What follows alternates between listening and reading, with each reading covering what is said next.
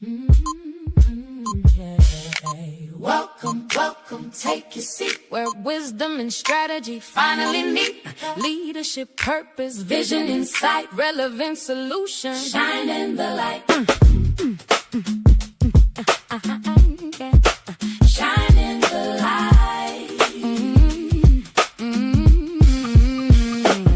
Got a problem? Let's find a way. Turning obstacles into purpose today. From the boardroom to ministry to building strong leaders, making dreams come true. Knowledge and wisdom, insight and grace, helping you navigate every place. When challenges rise and the pressure's on, relevant solutions keeps moving strong. Relevant solutions, that's what we do. Hello, hello, hello, everyone, and welcome to Relevant Solutions. Every time. I am Dr. Ebony. I am an educator, a strategist, a speaker, and an author. And at Relevant Solutions, we have real conversations with real people that lead to real solutions.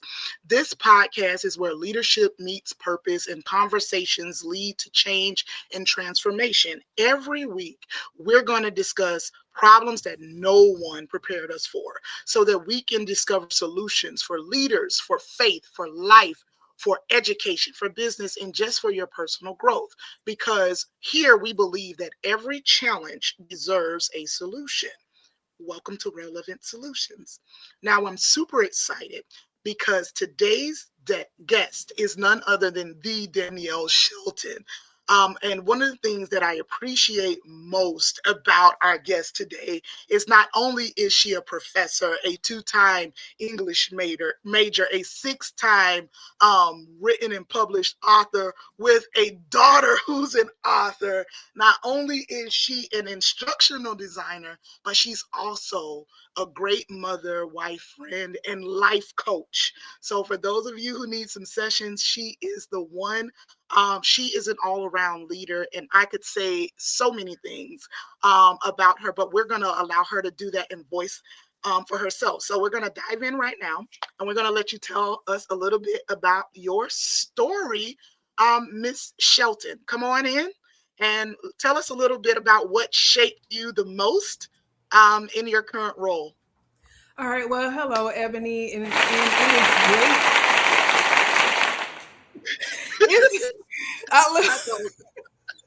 It's great to be back with you again.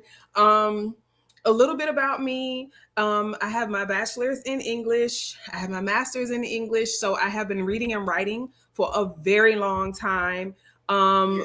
What pushed me into the coaching space, and I really have to say, it wasn't something that I dreamed of or thought that I would be in. But I noticed as I began to write, and people would just come to me. And like, I have an idea, and then my brain would be like, idea. And it just starts spinning in how it can come to fruition. But to be honest with you, this came about with me being in dance. I was in dance from the age of 2 years old. Now I still dance. But what started happening is I used to want to be my own choreographer. Like, I don't want to be on the stage. I just want to create the stuff that you put on the stage. That level of creativity found its way into my writing, and it found its way into me being a coach. And then I realized, I don't really have to have the published book. I just really want to bring the vision to fruition for people. And oddly enough, as a 20-year education vet, teaching middle school, teaching high school, teaching college, that's literally what I did for 20 years. Take people's visions and bring it into fruition. But it wasn't just people, it was our little ones. Sometimes it was the adults around me taking it, bring it to fruition. And now that I have switched gears and I'm an instructional design consultant, I'm doing the same thing because I'm taking online classrooms and the professors are telling me, this is what I want my classroom to look like. This is what I want to exist. I'm taking their vision and bringing it into fruition. So it seems like that kind of taking other people's visions and making it plain has always been there. And it kind of just circulates throughout my life, almost in every season. there's a number of things that like, okay, here is this thing, and then I take it and bring it into fruition. So what I'm hearing you say, as I'm synthesizing like all of your experiences in this space that you kind of landed in, that you didn't necessarily choose. You talked about being in dance, and you talked about being an educator, and now being a consultant. And one of the themes that I can see is the theme as you being a bit of a refiner and an architect. And one thing about a refiner is they help guide people to their best selves, or to a place of destiny. And an architect helps with blueprints for something that's not yet built, because you have to have a level of vision in order to help people to see their vision. So that is a part of your, what we can call a mantle, your toolkit, your toolbox. So was there a defining moment in your story behind the title you think that created this writing solutionist that we now see in front of us? Was there a defining moment, or maybe a season, where you kind of were like, you know what, I need to put pen to paper, and then maybe another season where you're like, I need to help other people do this?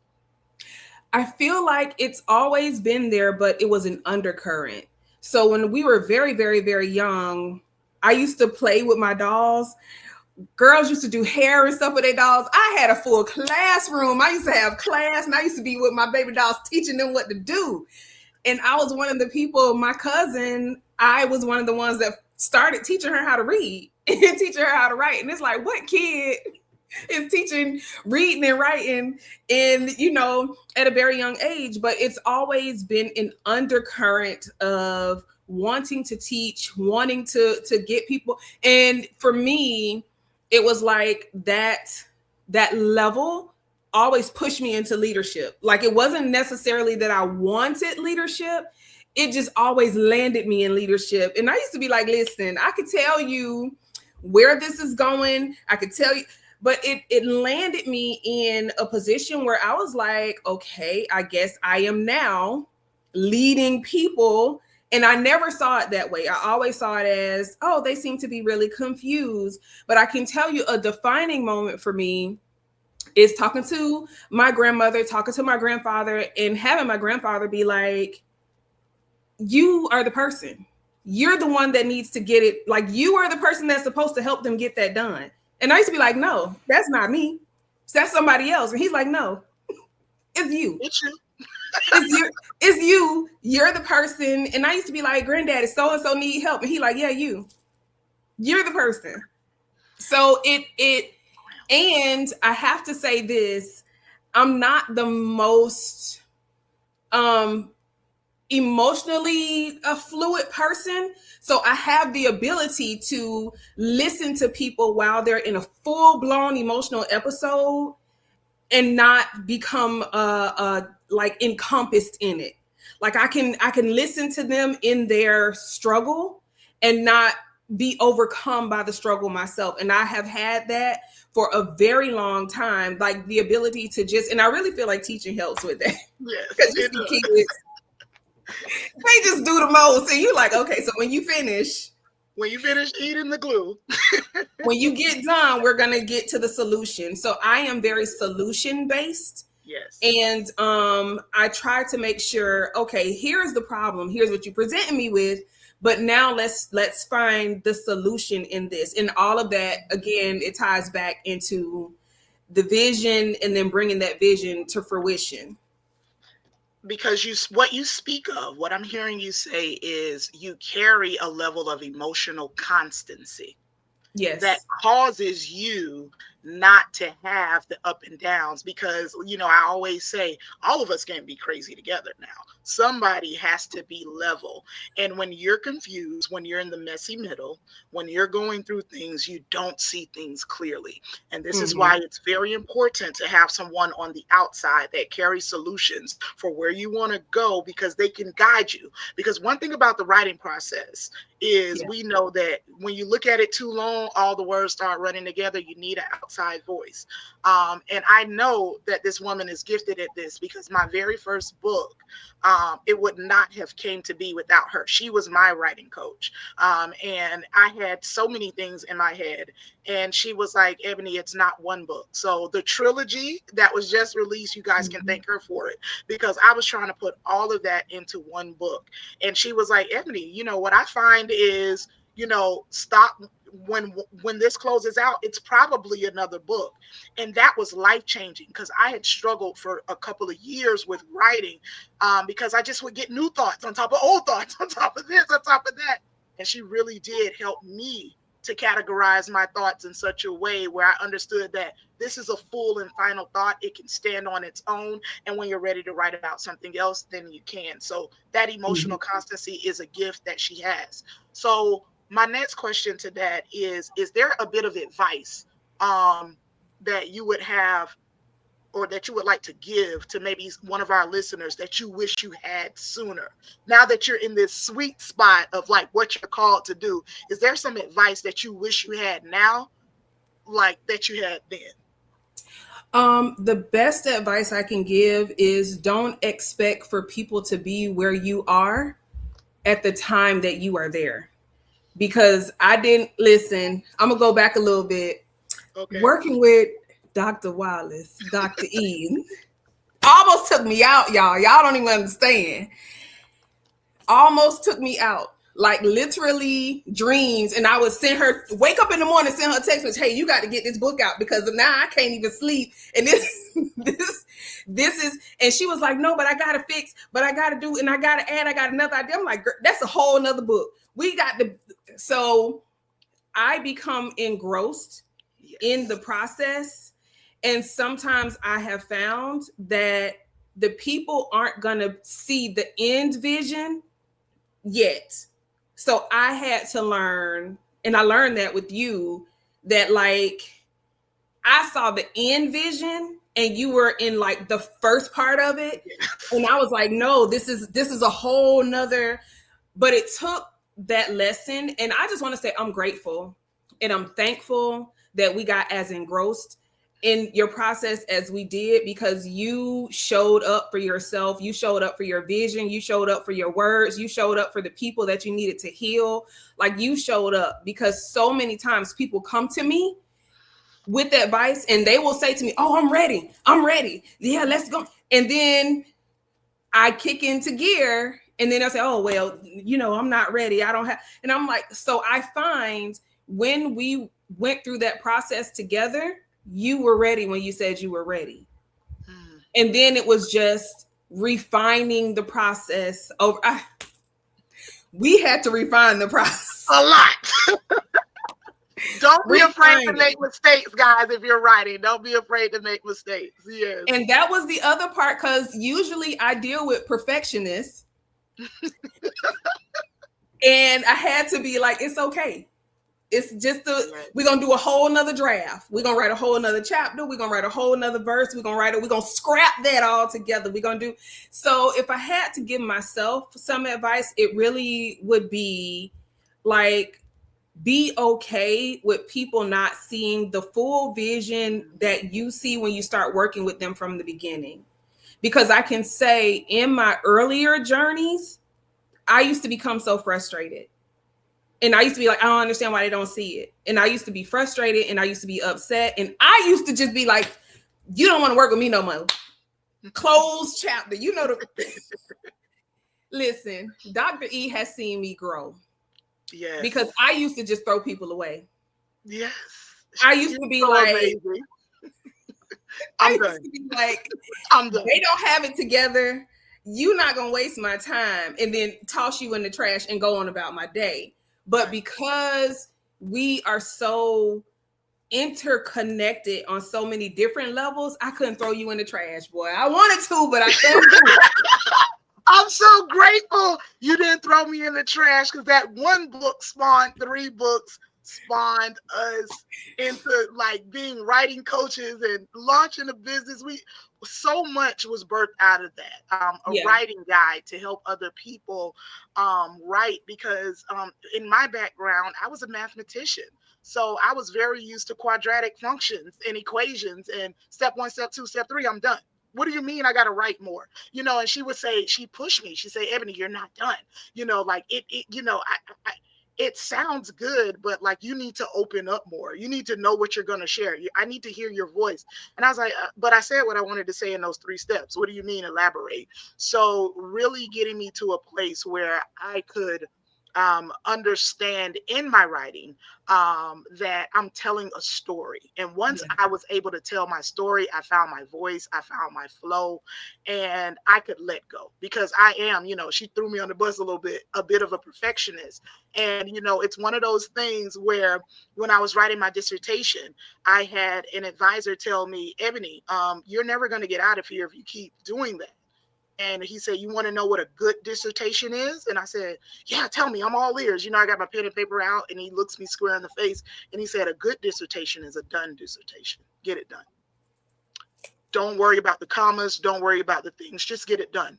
Get it done, and we can refine on the back end. That's why I'm here. You're trying to write and refine when I need to come in and be the refiner.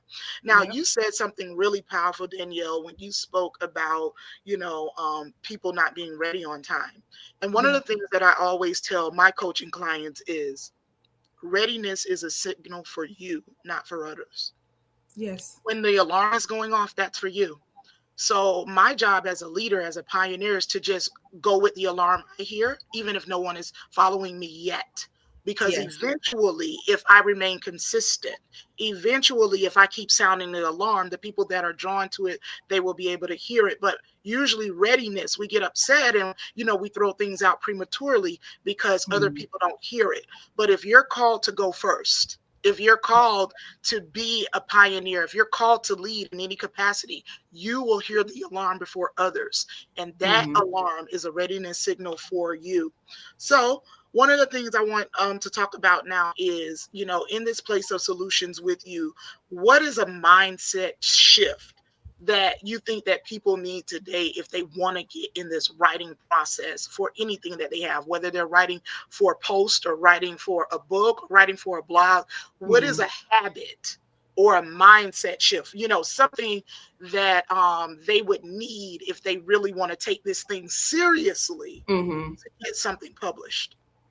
If you are really serious about it, the first thing people have to do is limit distractions. What I am finding is people are so distracted with technology, distracted with social media, distracted with, and one thing that the enemy is very good at is giving you more distractions. So this week you figured out how to manage your time, and then now something is happening with the kids. Next week, the kids and the time is together, but now something is happening at your job. And now this and this is together, but now something is happening with a different family member. So the mindset shift has to take place where it has to become so much of a priority that you center things around that vision. Okay, but this is my set time. This is my, it has to become a set, because what people come to me, and when they tell me, oh, I thought I was going to have time, but I don't have time, what I say to them very lovingly, though, is it's not a priority yet. It has to be a priority. The shift has to take place where you're saying, because readiness is a process. It's not a one. I feel like people feel like readiness is a one time, I'm just going to decide to be ready and then boom. No, readiness is a process. You might be ready to talk about the first 5 pages of your book, and then that's all you have to give. And then the next time we're going to work on the next couple of pages. And then the next time we're going to need the next few. Readiness is a process. And I think people feel like it's not a process, like it's just an instant thing that takes place within your body. But the truth really is people have to, number one, limit their distractions so that they can hear clearly. You need to be able to hear it clearly, see it clearly, limit the distractions. And then it has to be a mindful, I am mindful of my time. I have certain hours in my day. People in my house, they know, hey, at this certain time, we need to leave her alone because this is the time where this is where she needs to hear the vision, or she needs to write, or she needs to read, or she needs to, like, you have to let people, and don't be afraid to let people know, to make people aware. Here are now my new boundaries. Here are now my new around my time. It's definitely something that it's a process that we all have to learn. And we got to learn it over and over and over again, because new things are going to keep coming. It's going to keep popping up. So every time you turn around, you got to be like, okay, let me rebuild this boundary and say, okay, guys, this is the time. I know I said, 4:00, but now it's 6:00. But I need that time. So that's the biggest shift. The biggest mind shift is the biggest shift that people have to really tune in on is being serious about their time and making sure that it's something that they say, okay, this is going to be a process, and I am going to consistently limit my distractions within this time period and tune into what it is that I need to be doing right now. Absolutely. When I was cranking out the third book of the trilogy, I was up to 3 a.m. several nights. Because as you know, when you're self-publishing, the page numbers can disappear. Things like, there are just some things that like you won't know is incorrect until the authors. And I was like, guys, I'm in the studio. I'm in the lab. Don't come in here. And I'll have my instrumental playing, and it's letting you know that I'm working on this book. And I have to, all of the thoughts that are coming now that I need to refine and reflect, because even in editing of, my chapter 13 needed to be chapter 1.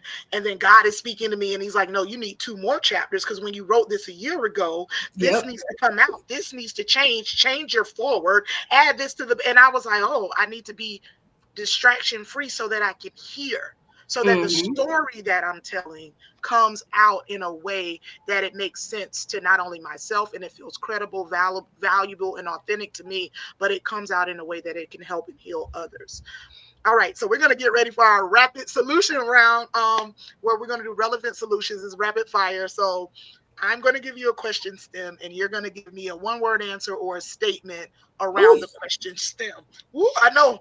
Get ready. It feels like we about to, go on Family Feud, and it's the end.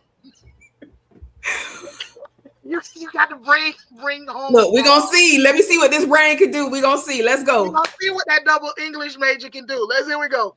So for this relevant solution round, finish the sentence. Leadership is the ability to listen. Yes. Period. Listen. Success is, I just had a conversation about it. Success is being able to see your vision take form. And I love how all of your answers are like applicable to everyone, because it's going to look different for everyone. Powerful. Yeah. All right, we got another one. Faith is knowing that it's going to happen, even if it's not happening right now. Yes. People need more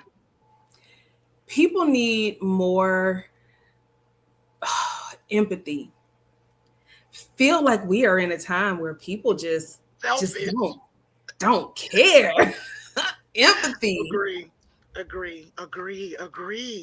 Yes, people need less. Less distractions. Yes. That's the easy one. A lesson that you are still learning. A lesson that I am still learning is how to prioritize me. I don't know how to do that yet. I am learning. I'm in the process, but when I tell you I'm getting there though. But how to prioritize me. 1 word that you feel in your spirit for this season that we're in right now. Rebuild. Advance, occupy. I totally agree. And my final question is, what is your relevant solution for everyday life? My relevant solution for everyday life really is forgiveness. Be able to forgive who you were yesterday, be able to forgive who you were an hour ago, be able to walk in the knowing that you aren't perfect, and your goal at the end of the day is just to be a better person than the person you were yesterday. Like that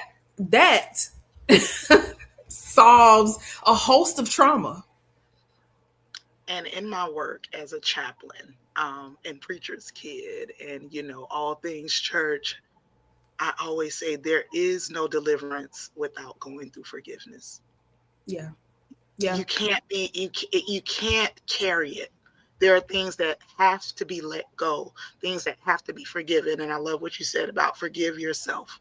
Forgive yourself. Yeah. Give yourself that grace. So I love it. That is a relevant solution for all of our lives. Forgiveness. There's no deliverance without forgiveness.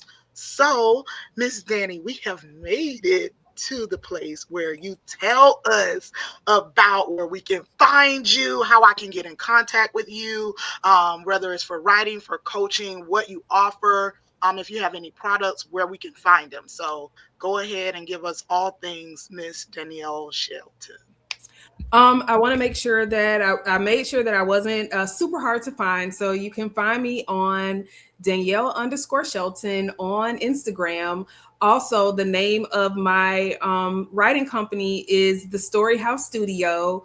It is very near and dear to my heart. I have transformed the name. So the Writing House Studio, that's where you come in. It's a home. I make you feel warm, and then we get to work. It's a studio.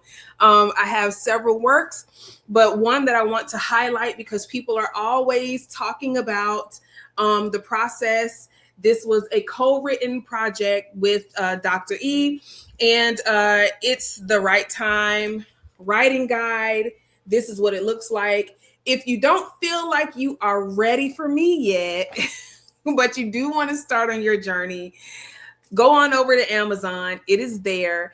And I would love to talk to you. I would love to speak to you. You guys can send me any kind of DMs. Hit me up on my DMs with Danielle_Shelton or at the Story House Studio. Both are on Instagram. Yay. Yay. Listen, when you're talking with friends, time goes by fast. And so we say to you, thank you, audience, for joining us for another episode of Relevant Solutions with Dr. Ebony, where we have real talk, real people, and real solutions. And no matter what you're facing, there's always a pathway forward. You're not stuck. Until next time, keep seeking relevant solutions for everyday life.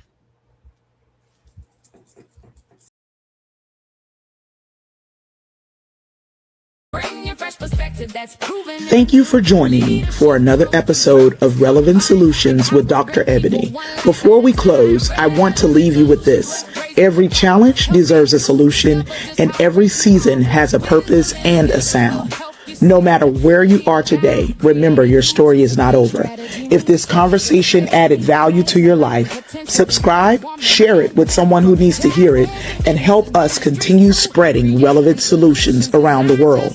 For more wisdom, encouragement, and strategies, explore my books, Even Birds Get Tired of Flying, Walk Until You're Able to Fly Again, and Even Birds Run Again, A Journey of Faith, Failure, and Perseverance, which are all available on Amazon. If you're ready to continue the journey, I invite you to join the Solution family inside the Solution Room, our school community where leaders and learners gather to move, learn, and grow from their now to their next. And as always, my prayer is that you receive relevant solutions for everyday life. I'm Dr. Ebony Wallace. Until the world hears, real talk, real people, real solutions.